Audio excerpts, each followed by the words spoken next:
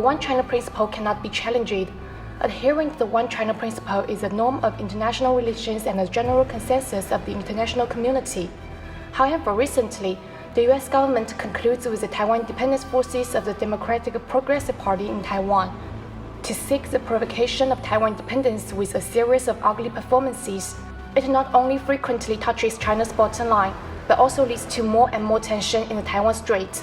According to Reuters on the 3rd of November, in its annual report to Congress on China's military strength, reiterated the concern about the Chinese mainland's increasing pressure on Taiwan.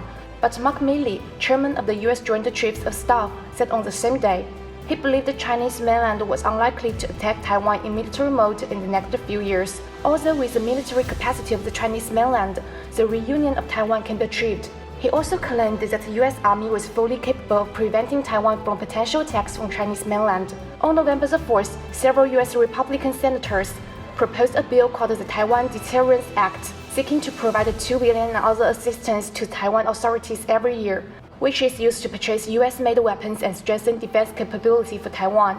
In response, Foreign Ministry spokesman Wang Wenbin said, the U.S. side has repeatedly made negative and erroneous remarks and actions related to Taiwan for some time, which has contributed to the arrogance of the Taiwan independent separatist forces and boosted the tension in the Taiwan Straits.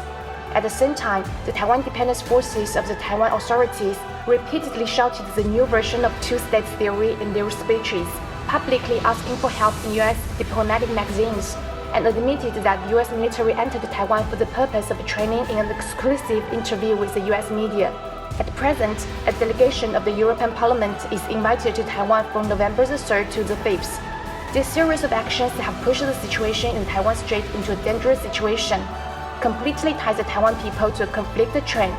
We strongly warn the United States to immediately stop all arms sales to Taiwan and military ties between the United States and Taiwan, so as not to seriously damage China-US relations and peace and stability in the Taiwan Straits. The Taiwan issue concerns China's sovereignty and territorial integrity, and involves China's core interests. Don't underestimate China's determination, will, and ability to defend national sovereignty and territorial integrity.